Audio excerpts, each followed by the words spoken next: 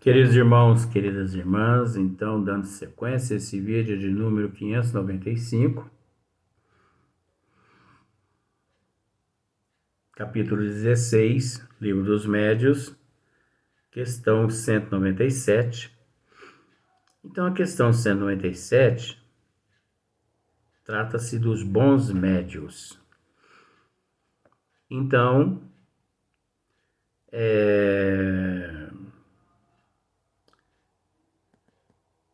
já foi tratado, né? Eu tenho que dizer assim agora, porque acontece tanta coisa, né?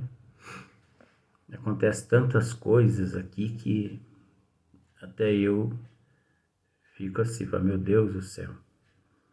Então, bons médios, no capítulo 197, trata-se dos bons médios. Então, já foi tratado de médios sérios, médios modestos, médiums devotados. Agora, nós vamos comentar aqui a respeito de médiums seguros. Porque no livro dos médiuns aqui, Kardec, ele trata a respeito desses temas, segundo o gênero e a particularidade das comunicações, segundo as qualidades físicas do médium. Nós já tratamos desses assuntos. Segundo as qualidades morais dos médiuns, médiuns imperfeitos. E agora, bons médiuns. Então, médiuns seguros, olha só para ver. Os médiuns seguros, quais são eles?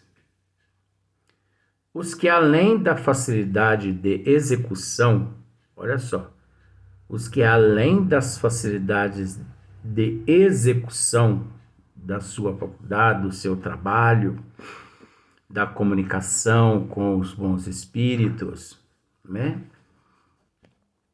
Merecem toda a confiança, tanto da parte dos bons espíritos, quanto da parte dos encarnados. Então, pensemos da seguinte forma. Nós temos o hábito de dizer assim, reconhece-se a árvore pelo fruto, né? Então, quando você passa próximo a um pé de laranja, você reconhece que é um pé de laranja por causa dos frutos, né? Principalmente quando está carregadinho aquele pé de laranja, jabuticaba. Mas acontece que de vez em quando a gente depara com alguns pés de laranja, isso é psicologia, a gente depara com alguns pés de laranja que no lugar da laranja tem limão. No lugar da jabuticaba tem limão. Você já imaginou o pé de jabuticaba todinho cheinha de limão no lugar da jabuticaba? Mas não existe não, Luiz. Na psicologia existe. Se a gente raciocinar, existe. Mas como assim? Os impostores, aqueles que não têm conhecimento. Você entendeu? Por aí, vamos lá. Então, seguros, os que além da facilidade de execução, merecem toda a confiança pelo próprio caráter. Olha só, pelo próprio caráter da pessoa. Pela natureza elevada dos espíritos que os assistem. Olha só, pela natureza elevada dos espíritos que os assistem. Então pensemos da seguinte forma.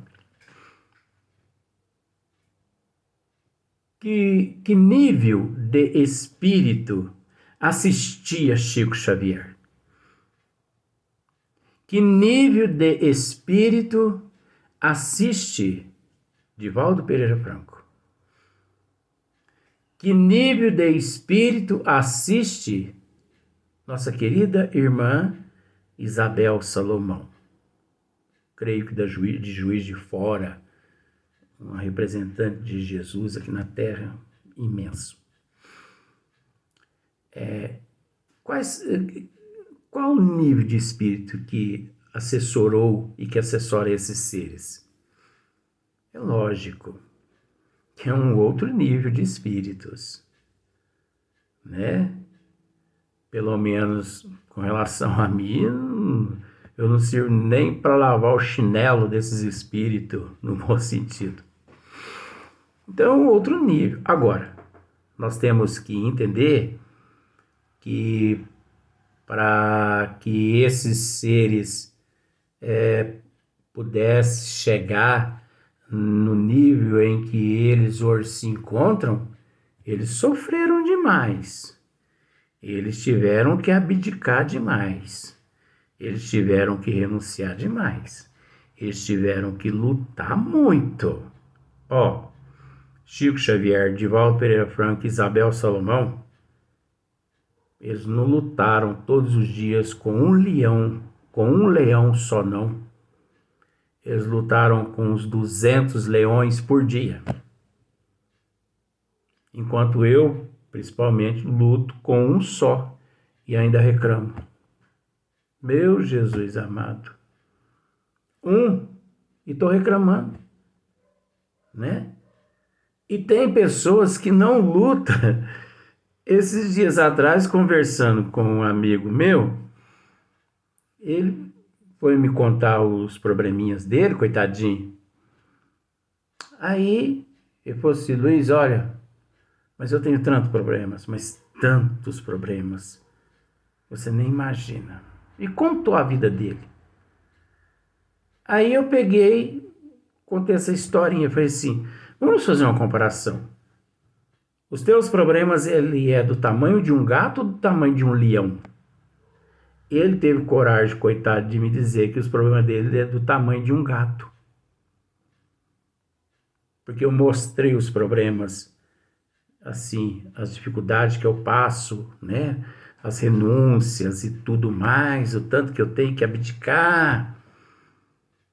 Aí ele falou, não, Luiz, então, os problemas meus é do tamanho de um gato. Então, mas para ele significa muita coisa, coitadinho. Tem gente que os problemas são do tamanho de um gato, né? Gatinho. Porque o gatinho é um parente distante do leão, né? Creio eu, não sei. Não entendo essas coisas. Então, para chegar no nível de Chico, Divaldo, Isabel Salomão, imagine Allan Kardec, gente, para codificar a doutrina dos espíritos, o que não enfrentou o nosso irmão Allan Kardec. Então, tudo tem um preço que nós temos que disponibilizar. Nós temos que batalhar. Então, olha só para ver, além da facilidade de execução, merecem toda a confiança pelo próprio caráter, pela natureza elevada dos espíritos que os assistem, os que, portanto, menos expostos se acham a ser iludidos. Veremos mais tarde que essa segurança, de modo algum, depende dos nomes mais ou menos respeitáveis com que os espíritos se manifestem. Olha aqui que interessante. Veremos mais tarde que esta segurança que esses médios possuem, de modo algum, nunca dependeu dos nomes mais ou menos respeitáveis com que os espíritos se manifestem, ou que se manifestaram através deles. O médium, quando é verdadeiro, quando ele segue a doutrina dos espíritos e que procura hoje ser melhor que ontem e amanhã melhor que hoje, aquele médium verdadeiro, ele não se preocupa com o nome de espíritos que se manifesta através dele ou que o dirige como mentor, como anjo guardião. Ele não se preocupa com isso. Pobre de espírito, médios doente, é que ficam preocupados com nomes de mentor.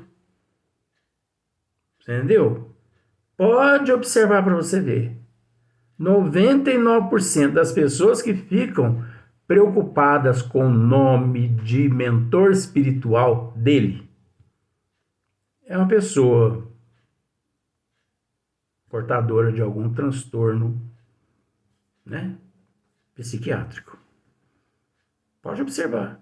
É uma pessoa que em casa passa por dificuldades tremendas, porque é aquela pessoa doente, é aquela pessoa enferma da alma. Aí cabe a todos nós que temos um pouquinho de conhecimento, ter paciência com elas e orientá-las corretamente, né? Ah, mas eu ouvi dizer que o meu mentor espiritual é Bezerra de Menezes, é Madre Teresa de Calcutá. Não, gente, não nega, porque esses espíritos todos, eles amparam e protegem a humanidade toda. Eles não têm ali um específico só, um favorito, e sim a humanidade toda. Mas seria assim, da parte dessa pessoa, muita pretensão, falta de humildade, falta de conhecimento, querer, né? E ficar preocupado. Então, nós temos centenas de vários livros de Chico Xavier, por exemplo, Instruções Psicofônicas, Vozes do Grande Além. Ó, 2 livros, Vozes do Grande Além e Instruções Psicofônicas. O que quer dizer esses 2 livros? Em Pedro Leopoldo, existia um trabalho lá na época que Chico Xavier morava em Pedro Leopoldo. Lá os trabalhos mediúnicos eram gravados com gravador, microfone, essas coisas, né? E através do Chico, muitos espíritos sofredores, espíritos doentes, enfermos, espíritos obsessores, espíritos que na Terra, quando, né, estiveram usando o corpo físico, foram terríveis, e que ao deixar o corpo físico, passando por a erraticidade, sofreram décadas, até que certo dia resgatados, levados até os trabalhos do Chico Xavier, e lá se manifestava através do Chico. Então, gente, depois eles gravavam as manifestações desses espíritos. Então, quem tiver a oportunidade de ler Vozes do Grande Além e Instruções Psicofônicas, leia para vocês verem. A maioria daquelas mensagens que aqueles espíritos narravam através do Chico, eu me esqueço o nome agora. Um senhor lá, que por vezes esse senhor, ele foi aqui na Terra, inclusive em Belo Horizonte, na última encarnação agora, nessa encarnação mesmo, ele foi marido da Mei Mei, espírito Mei Mei, né? Que eu sabia até o nome dela agora, porque Mei Mei não é o nome dela. Mei Mei é um nome carinhoso, que o marido tratava ela, e ela gostava de ser tratada de Mei Mei, desse nome. Eu sabia até o significado, agora falhou na cabeça. Então, esse homem, ele pegou essas mensagens todas e transformou-as em 2 livros, Voz do Grande Além e Instruções Psicofônicas. O Chico, ele recebia espíritos obsessores terríveis. mais terríveis que eu posso dizer isso. Eu acredito que outro médium não conseguiria receber aqueles espíritos que se manifestavam através do Chico. Porque o Chico tinha disciplina, o Chico tinha amor em excesso, o Chico tinha disciplina. Então, não devemos pensar que o Chico recebia só Bezerra de Menezes, Emmanuel, André Luiz, Sheila, Meimei. Não. Milhares de espíritos se manifestavam através dele. Então o Chico era aquela faca. Pensando-se numa faca. O Chico era aquela faca que não renegava trabalho. Era aquela ferramenta que não renegava trabalho. Então o Chico, ele descascava uma batatinha, ele sendo faca, descascava uma laranja, cortava uma carne e tudo mais. O Chico, como se diz aquele ditado nosso, o Chico era pau para toda obra. Ele não ficava escolhendo os espíritos que podia se manifestar. Ele não era presunçoso a esse ponto. Ele não ficava escolhendo os espíritos que ia se manifestar através dele. Manifestava muito mais espíritos enfermos do que espíritos evoluídos. E o Chico nunca ficou preocupado em saber qual era o teu mentor espiritual. Nunca. Todos que lhe apareciam, ele tratava com imparcialidade e com respeito, com amor. Né? Então, olha só para você ver. Veremos mais tarde que esta segurança, de modo algum, depende dos nomes mais ou menos respeitáveis com que os espíritos se manifestam. Então, se nós observarmos na literatura espírita que os bons espíritos escreveram através do Chico, quantos mil nomes anônimos,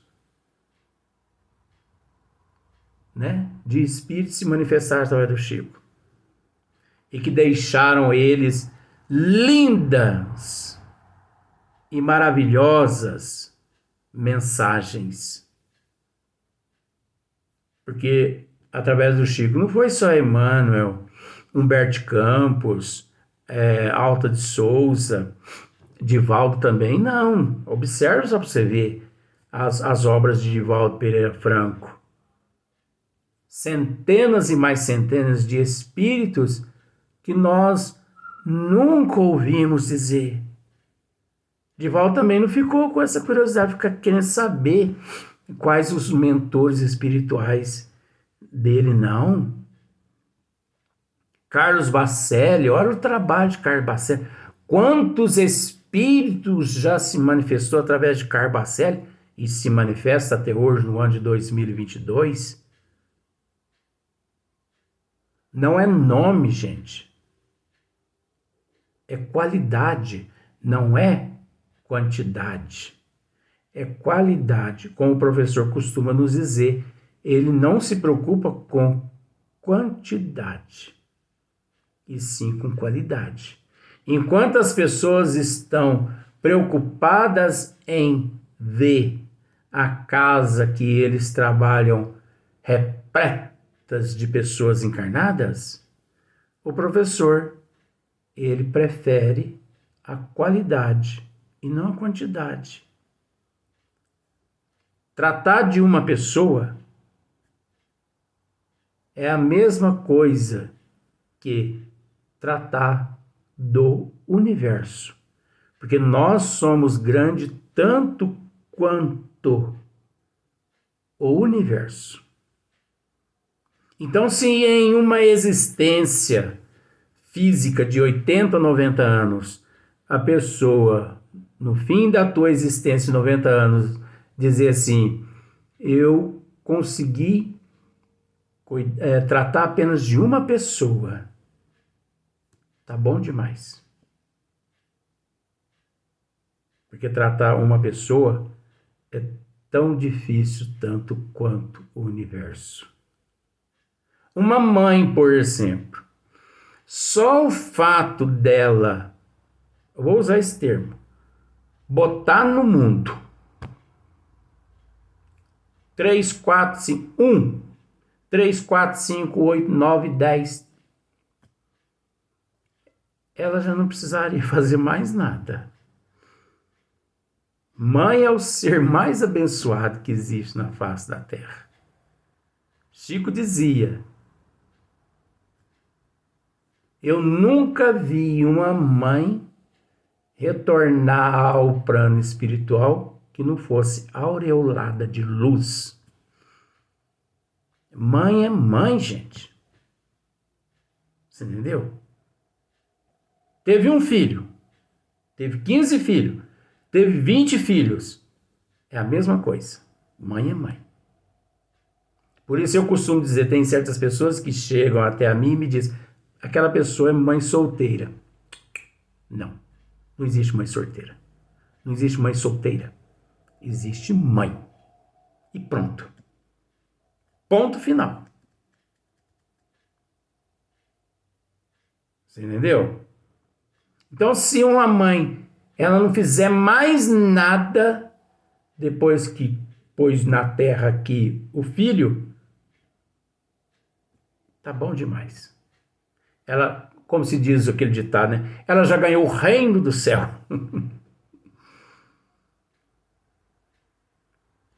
Então é a mesma coisa. O médium tem que se entregar à seara do mestre. Se entregar aos trabalhadores que existem no plano espiritual, se entregar aos necessitados que existem no plano espiritual e também aqui na Terra. Como nós já tivemos a oportunidade de dizer, o médium ele tem que primeiro aprender a se relacionar com as almas. Depois é que ele vai conseguir se relacionar com os espíritos. Porque a alma é aqueles que ainda estão no corpo físico reencarnados. Espíritos são aqueles que se encontram no plano espiritual, que já deixaram o corpo físico ou que às vezes não reencarnaram, né? Então não há como a pessoa se conectar aos espíritos se ele não consegue se relacionar com as almas que ele tem dentro de casa, que ele tem na família consanguínea, que ele tem nos amigos, que ele tem aqui na Terra, né? Então nós temos que ser um pouco coerente, porque seria até orgulho da nossa parte, egoísmo. Então nós temos que ser coerentes nesse sentido. Então você observou que os médios seguros, eles se prontificam ao trabalho, eles não têm medo. Espíritos, charlatões e mistificadores não atuam através deles, porque eles têm conhecimento, eles têm bom senso, prudência, eles raciocinam. Podemos dizer que são falíveis, mas até eles cometeu uma falha, olha, não é fácil não. Então, nós deveríamos agir dessa forma, como os médios seguros. Então, você observa que o livro dos médios, ele nos favorece em todos os sentidos, em todas as qualidades. Nós só temos que ficar atentos, né? Então, nós vamos para o próximo vídeo. Nós vamos gravar só 2 vídeos hoje.